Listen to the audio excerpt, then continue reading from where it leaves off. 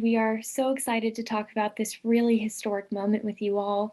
I'm going to give people a little bit of time as they're joining in and logging on. And so as they are, there's a couple of resources I want to make everyone aware of that we'll also bring up later today. But resources we'll be touching on that will definitely be helpful you can find at palife.org. Again, that's palife.org. So I really encourage people to head on over to that website afterwards. Another resources to be aware of is that we are hosting another Pennsylvania March for Life at the Capitol in Harrisburg on September 19th, which is all the more exciting given all the new steps in the pro-life movement. And finally, we are having our primary election in Pennsylvania on May 17th, coming up in a couple weeks. So if you go to pafamilyvoter.com, you can get a customized voter guide with the candidates who will be on your ballot. So now that we've been over those things, I am so excited to introduce our panelists today who will be talking about this big decision. So we have Randall Wanger, who's the Chief Counsel at the Independence Law Center. We have Jeremy Samick, who is the Senior Counsel at the Independence Law Center. And then Kurt Weaver is also with us, who is the Director of the Church Ambassador Network. So we're going to have different perspectives on this issue, but let's just jump right in. So there was really big breaking news last night. There was a Supreme Court decision that was leaked that has massive implications for abortion and for the pro-life movement. So can our attorneys kind of tell us a little bit about this decision, the impact of it being leaked, what it even says? Sure. The Supreme Court is not known for leaks. In fact, I don't know that I've ever heard of anything ever leaked before from the Supreme Court, but a decision came down yesterday. It's not a final decision, but it appears to be a 5-4 decision written by Justice Alito that would overturn Roe versus Wade. And so for that, we should all be excited, thankful to the Lord, because this is something as a pro-life movement that we've been waiting for 50 years. But it's also, this is still a leaked decision. We don't know when the decision may come down. And we've also been disappointed in the past. This is still an issue that we should keep in prayer. 30 years ago, we had thought that the court would overturn Roe versus Wade in a case called Planned Parenthood versus Casey. And it appears at the very last minute that 2 or 3 of the justices changed their mind. And so Planned Parenthood versus Casey was a loss. And so I think more than anything, this ought to be a reminder to us to keep these justices in prayer and pray that the decision that we just read becomes the final decision of the court, because it is indeed very encouraging. And I would just add to that really quick. The way that decision came, we're not going to say came down, because normally that implies that it actually came out legitimately right after the oral arguments take place, or sometime after the oral arguments take place. The judges will sit down with their clerks and they'll talk about the case, and they'll do a sort of straw poll vote on how they're going to decide. And then they assign, based on that, who's going to write that opinion. So what it looks like happened here is that 5 members of the court were going to vote to completely overturn Roe versus Wade. And that was assigned to Judge Alito's chambers to draft this opinion. After they draft the opinion, then they circulate it, usually to the people who are going to vote on it first, and then it may go out to others. So at this point, it appears, and this is something that was reported in Politico, that the person familiar with the court's deliberations, and that's probably the leaker, said that Justice Thomas, Gorsuch, Kavanaugh, and Barrett voted with Alito in the conference, and that lineup remains unchanged as of this week. So that's very good news that there's 5. Randy mentioned 5-4. What we don't know actually is how those other 4 would rule. So it's entirely possible. It's actually very likely that you could see the Chief Justice still vote to allow Mississippi's law, which is a 15-week ban, to continue.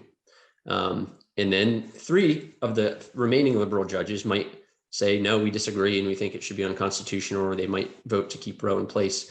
So at the very best, it looks like a 5-4, or at the very worst, it looks like a 5-4, and it could even be a 6-3. So just wanted to point that out as far as like some of the more nuts and bolts. Well, in that you kind of talked a little bit about the Mississippi case. So for people who haven't, aren't attorneys like you and haven't been really following this, can you kind of give us a little bit of background about why this case was even brought to the Supreme Court? And then I know both of you have really read the decision that was leaked. So tell us a little bit about the case and then tell us about the implications of the decision and, how we should think about it.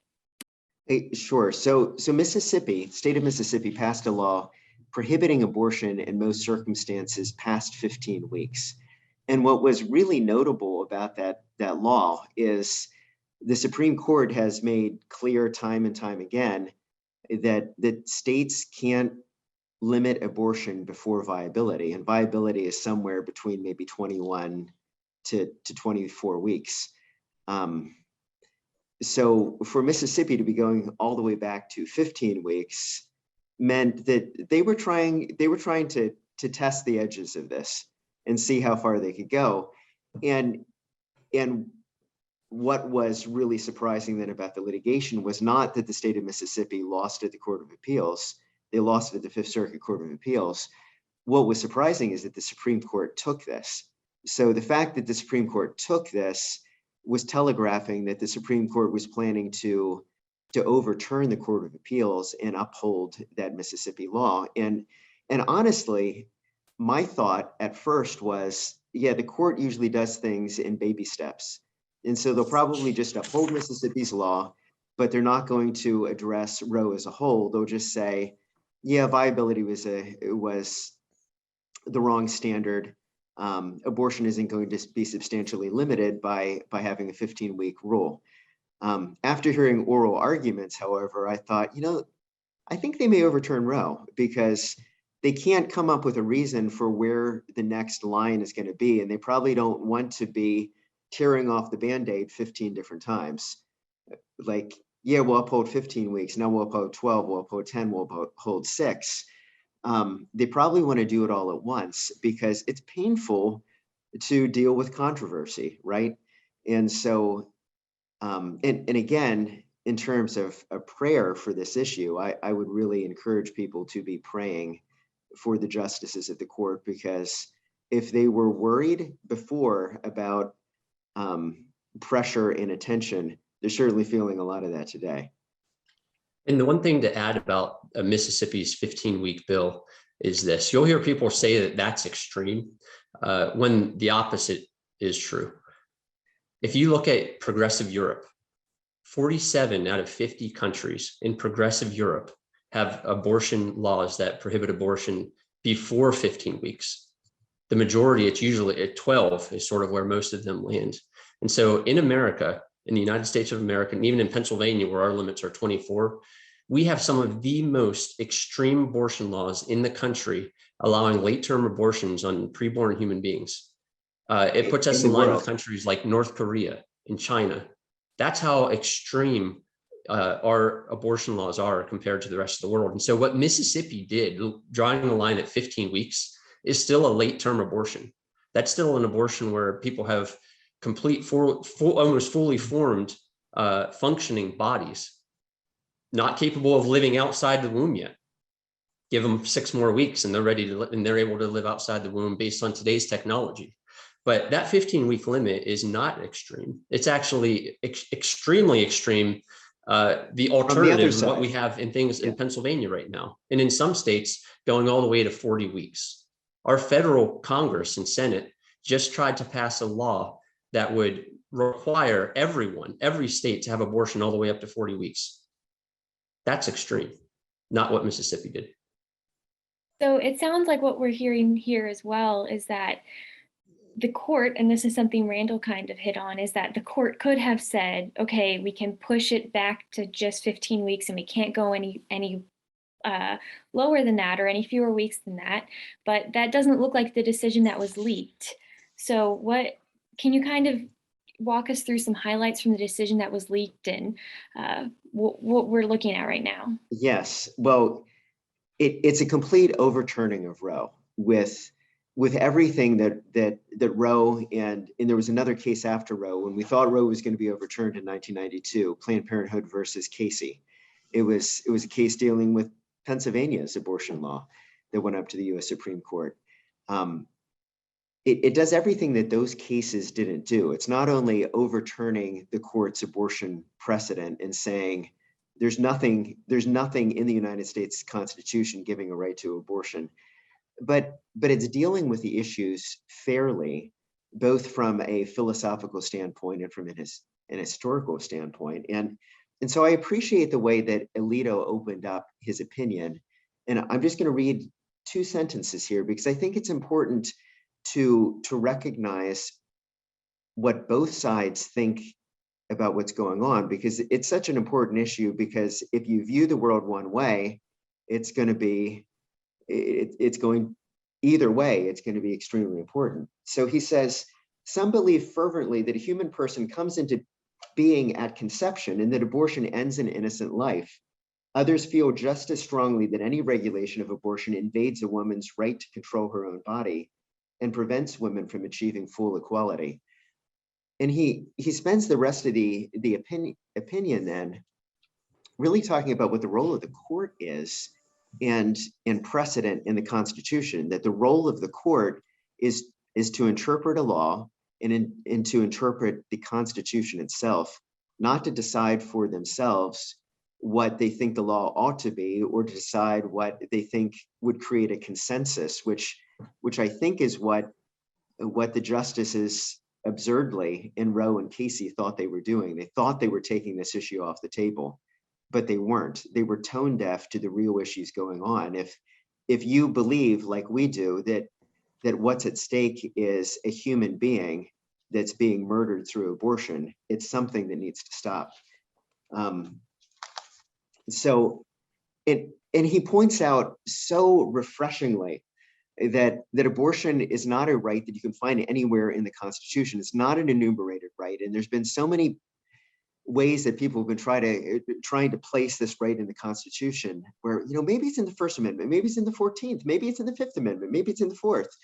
And maybe it emanates from the penumbras. Like, it's just absurd. And he says, look, you can't find it anywhere in the text of the Constitution. That doesn't mean that there's not a right here. So we're going to go further, because there are such things as unenumerated rights, those rights that based on our histories and in our traditions as a people are necessary for ordered liberty. But then he goes through the history, because the Solicitor General, the main attorney for the government, for the White House, basically argues that, there wasn't anything in the ancient Anglo-American common law that treated abortion as a crime. And so Alito went to great lengths to say, well, up until just a couple years before Roe versus Wade, every state prohibited abortion. And in the Anglo-American common law, going back to the 13th century, he spent about 15 pages going through history. I loved it as somebody who loves history, went back and explained through all the texts and all the cases how abortion is something that was criminal in the common law. And so now to suggest that abortion is necessary for a free people and is part of our history and traditions is just intellectually dishonest. And so he was able to take away the argument that there was anything to be found there in the Constitution supporting a right to abortion. And all that was left then was really what the main argument was before the Supreme Court: stare decisis. So the idea, once an issue is decided, it's always decided. But that's not always the case. Jeremy. And when you look at the stare decisis, the stare decisis is just when courts are relying on previous precedent to sort of continue that precedent, which is a good practice to do in most situations. But what Alito did is he pointed out in almost 2 pages of single-spaced small font is listing not all of the cases that the Supreme Court has ever overturned, but pointing out that some of our most important and cherished decisions in our country were the Supreme Court overturning a prior Supreme Court's egregiously wrong opinion. So think about things like Plessy versus Ferguson that said separate but equal is fine under our Constitution. those type of things, those type of laws are patently wrong when they were decided, and they're wrong whenever the Supreme Court was hearing those cases again. And he pointed out that that same thing is true today, as he wrote this draft opinion, that this was just as wrong as it was when it was written as it is today. And those are the types of decisions that we must overturn. He went on to say that even if we knew what culture or what society would do when they see this opinion, whether they will be extremely upset or extremely happy, even if we knew that information and we had a crystal ball, we have to do what's right based on the law, based on what their job is as constitutional jurists, regardless of what people say or think. What they did in this opinion is bring integrity back to the US Supreme Court. In that case that Randy talked about earlier, in the 1990s, Casey versus Planned Parenthood, one of the things that the court said in that opinion that they relied on is, well, you know, we need to be careful. We want to make sure that we make a decision that people is going to be consistent with what people have known to be the case for the past few decades. So and that that is a court doesn't completely lose- wrong, absolutely completely wrong way of viewing the law. If that were the way that Supreme Court justices should look at things, then we would still have slavery today. We would still have separate but equal today. But we don't, because we recognize the humanity of the unborn, preborn, and of people based regardless of their skin color.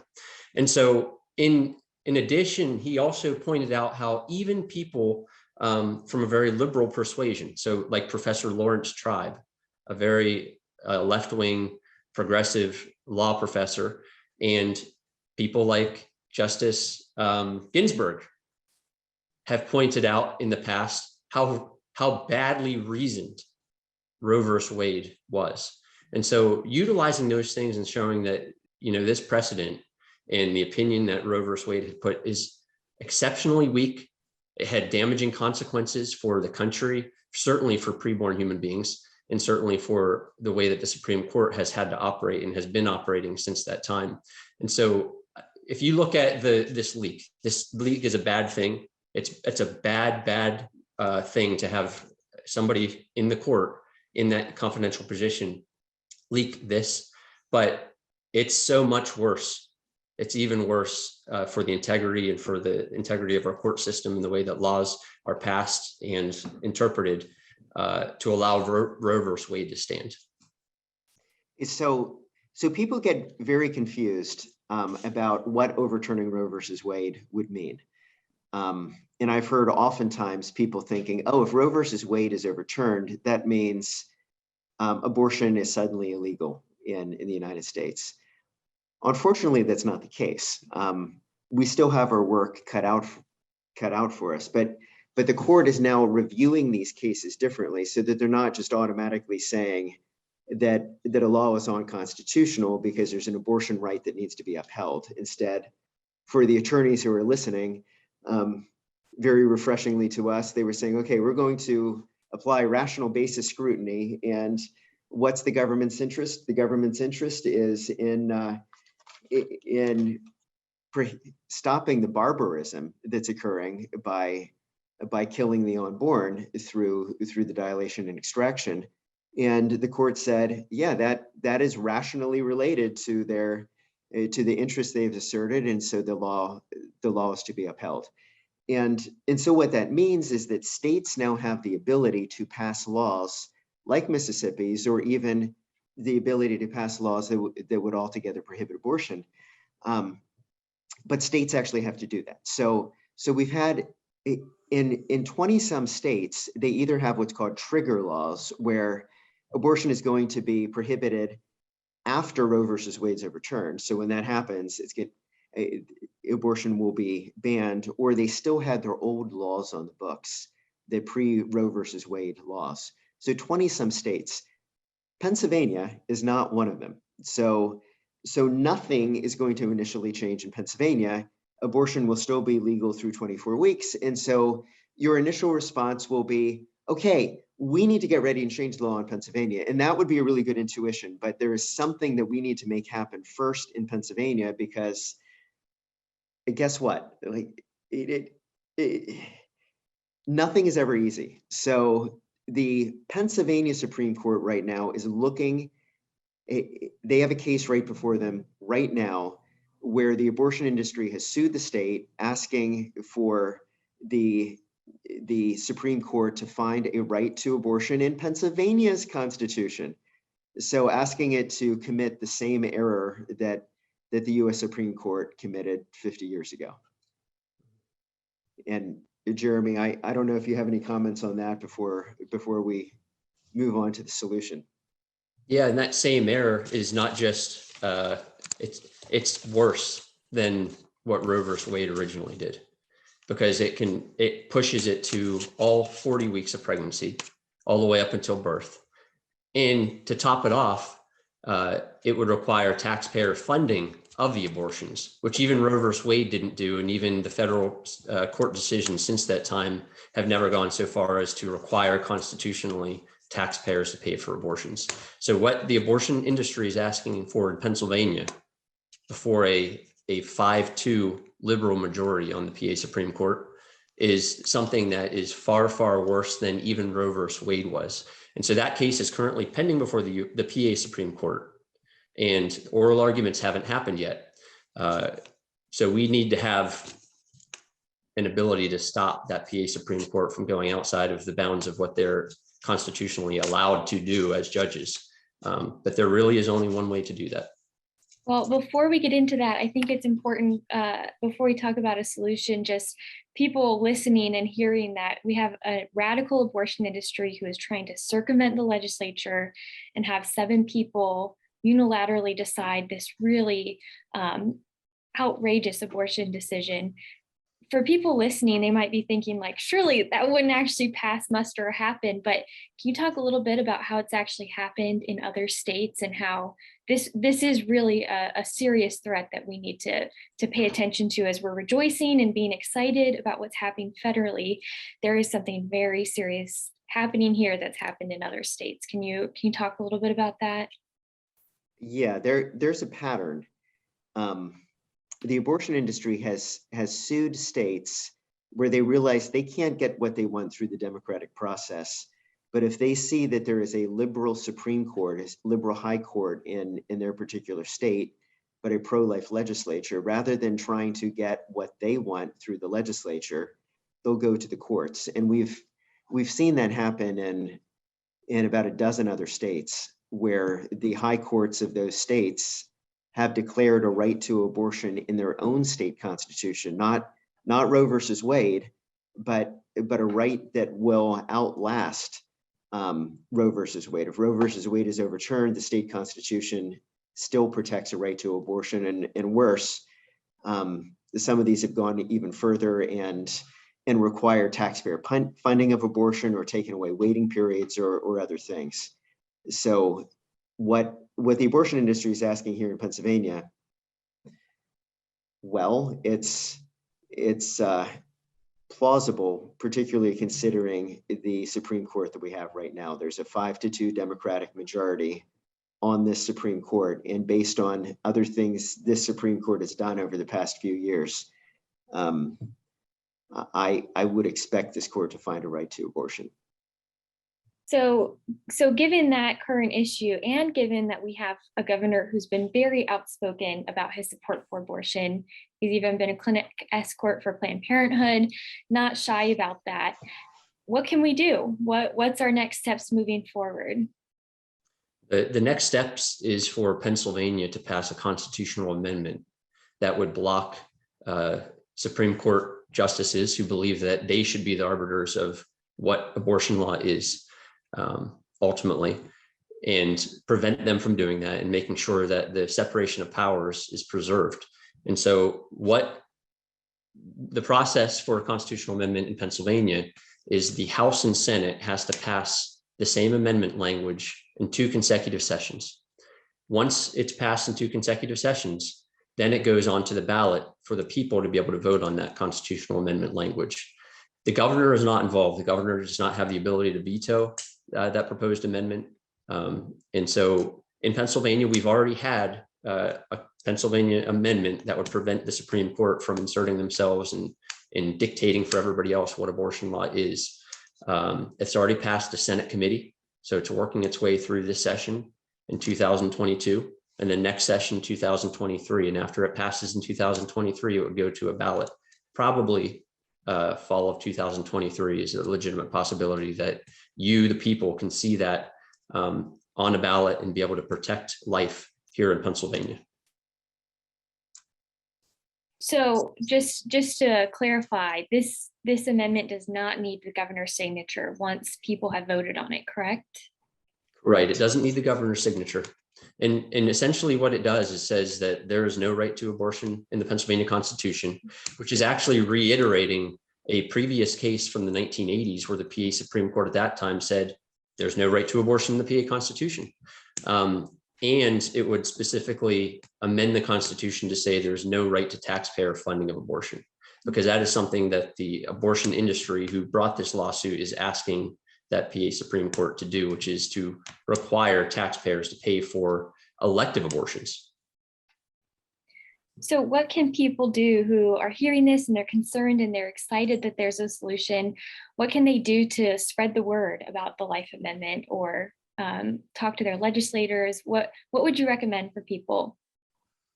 Well, Alexi, I think you're queuing me up to say on our Citizen Action page at the Pennsylvania Family Institute, there's a place where you can go and take action on this constitutional amendment to let your legislators know that you want them to sponsor, to support, to vote for this Life Amendment, because we need to get it, again, we need to get it through the legislature before the end of June, both the House and the Senate, and we'll need to get it through the new House and the Senate that will convene then in 2023 before it can go to a referendum vote.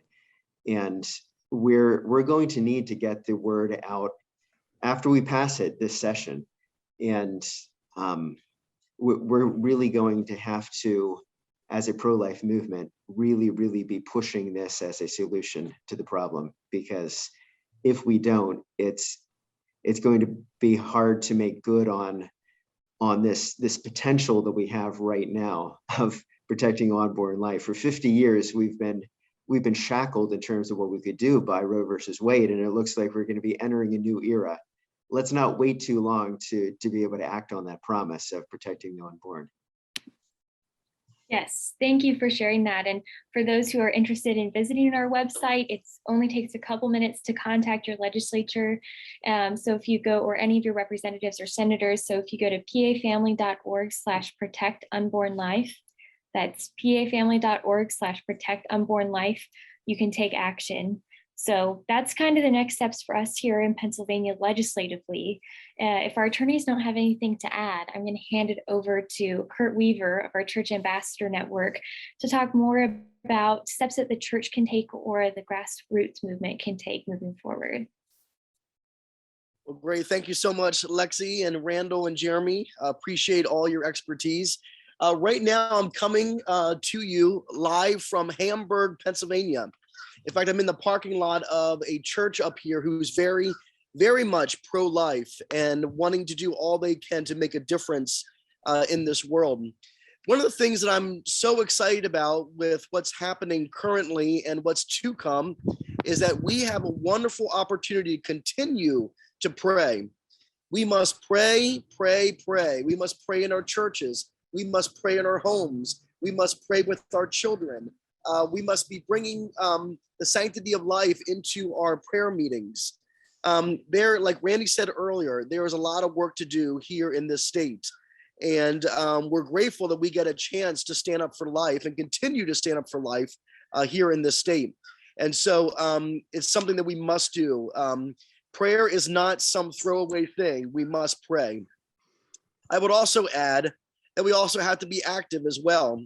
If you're a church leader on this webinar, or if you're involved in some sort of leadership in your church, here's how I would encourage you. One, continue to preach and teach about the sanctity of life, and do it on a regular basis. I think sometimes we think about this as a political issue. Yes, it's a political issue, but it's also a biblical issue. And I would say first and foremost, the sanctity of life is a biblical issue. But of course, we have laws in this land. And so, yes, it does become politicized. But we need to be teaching and preaching people in our church about the sanctity of life. And we also need to educate, and we need to be active and have advocacy on pro-life laws here in the state. So making your congregations aware of what's happening, giving them good material from even our organization and other organizations, making them know about this life amendment that they should know about, asking your congregants to engage and commit to not just praying, but engaging their local legislators. We have to ask ourselves as God's people, who is going to stand up? Who is going to stand up for the unborn in this country, if not believers? We know that every life is endowed by the image of God. They've been created by God. Therefore, God cares about life. We too should care about life. And furthermore, as believers, we should care about the least of these. And then I would add, we need to be showing love and care to women who find themselves in unplanned pregnancies. You know, I think for far too long, there's been this stigma in the church. And yes, we have to talk about unrighteousness. We have to talk about biblical sexuality. But we also have to be loving these women who find themselves in unplanned pregnancies and looking for ways to help them, to be a support to them, to love on them and give them some of the tangible things that they need to choose life. And then I would add this: support and volunteer at pregnancy care centers and also moms' houses. We have amazing pregnancy care centers all across this state doing some amazing work, and moms' homes as well. As church people, we should really be looking to engage and help financially support them to volunteer at those organizations. And then lastly, I would add this: life after Roe. The church needs to be committed to adoption and foster care. We need to start thinking about, within our churches, creating ministries, encouraging people to adopt, encouraging people to do foster care, to get involved. Because by God's grace and Lord willing, we will see many more children born in this nation, and especially, hopefully, Lord willing, here in PA. And so those are the things. Number one, pray. Number two, show care and love to women who have unplanned pregnancies. 3, preach and teach and educate and be an advocate for pro-life laws. Support and volunteer at pregnancy care centers and be committed as the church to do adoption and foster care. So that's my sermon for today. It's fitting that I'm here in a parking lot of a church. So I'm giving my sermon outside today. So thank you all for tuning in. Thank you so much, Kurt. And I really love how you've highlighted so many things that we can continue to get involved in that so many in the church already are. And I think it just really shows that we have a really strong foundation to overturn Roe, that there's already so much infrastructure supporting life, and that we can just continue to build off of that. So that's so exciting and encouraging. And it's just so exciting, you know, that my entire life, I'm in my 20s, my entire life, Roe versus Wade has been the law of the land. And to think that, you know, I pray that when I have kids, they will be born in a post-Roe era where abortion is unthinkable. And so that's just so exciting to think of. And we are just closer and closer every day. Before we wrap up, I think there's a couple questions I wanted for us to cover. As we were talking about, you know, we're very excited about what's happening with the US Supreme Court. As we're talking about the abortion case, the abortion industry is brought with the Pennsylvania Supreme Court. As we're looking at when we want to pass the Life Amendment and we want to advocate for that, when do we expect the Pennsylvania Supreme Court to hear the case that the abortion industry has brought before them? The court has been very slow to move on this. So I expected that we'd probably have a decision by now from the Pennsylvania Supreme Court, but things have happened slowly and they haven't even scheduled when oral argument will occur in the Pennsylvania case yet. So I would be surprised to see a decision in that case before fall of this year. So I'm not anticipating a good decision, but but that buys us a little bit of time as we're working on this constitutional amendment process. Yeah, no, thank you, Randall. That's very helpful. Another question that we had about the Life Amendment and those efforts, someone in the chat was touching on the point about how the governor has no role in the constitutional amendment process, but also pointed out that the governor's Department of State develops the ballot questions for the constitutional amendment. And, you know, hasn't the Wolf administration done this before? And so, yeah, and I can take that question. So the governor has no ability to veto the legislation, and they have no role in the passage of this legislation through the legislature. So for 2022, when the Senate and the House passed this, the governor has no role because he can't veto. In 2023, which by the way is going to be a new governor, we're going to have a new governor in 2023. They also will have no role in the passage through the House and Senate again. Now, after it passes and to the point where it gets put onto the ballot, the governor's administration has the ability to write the question using that constitutional amendment language that they're going to see. So the amendment language is slightly different. What's actually going to be inserting into the Constitution is going to be slightly different because on the ballot, it's listed as a question. Should the Supreme Court do such and such? Here's where this legislation has learned from the past, where Governor Wolf, in many opinion, had taken an amendment and tried to stack the deck by editorializing, we'll say. And so this legislation for this life amendment specifically says what the language on the question shall be as well. And so that's the hope, that the language in the easiest way and the most clear, simplistic way of doing it would just be to take that question and put that on the ballot as well. Thank you, Jeremy. Did you have anything to add to that, Randall? No, not particularly. Well, I should say that some could hear what I was saying as, you know, it doesn't really matter how you vote, and because the governor really doesn't have a role.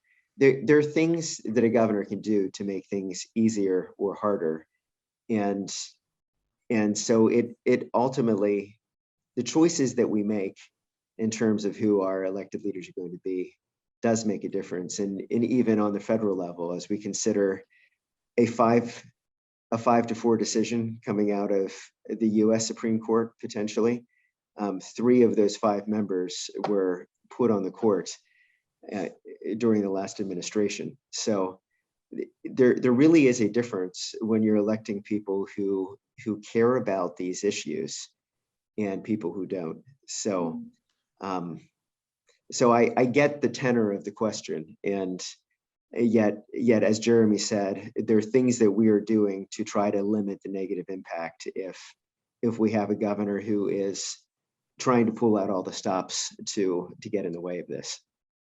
Yes.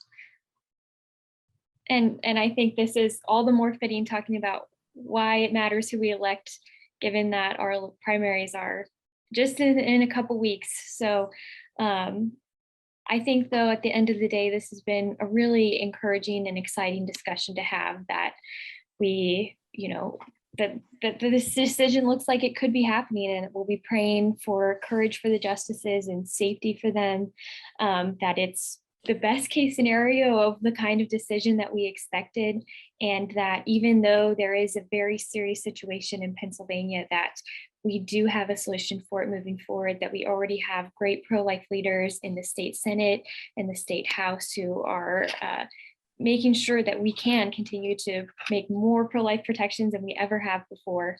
So I would just emphasize to everyone, again, the Life Amendment needs to pass by June of this year, and then also next year in 2023.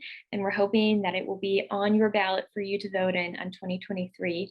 So you can go to palife.org, palife.org, for more information on that and ways to contact your state rep and state senator. But at the end of the day, we are so thankful for everyone here. We couldn't do all we do without your support and partnership, and we couldn't do all we do without your grassroots effort. And at the end of the day as well, it's your state reps and state senators who listen to you, the constituents. And so we're so thankful to live in a country where you can have a difference and your voice does make an impact. So thank you again, and God bless.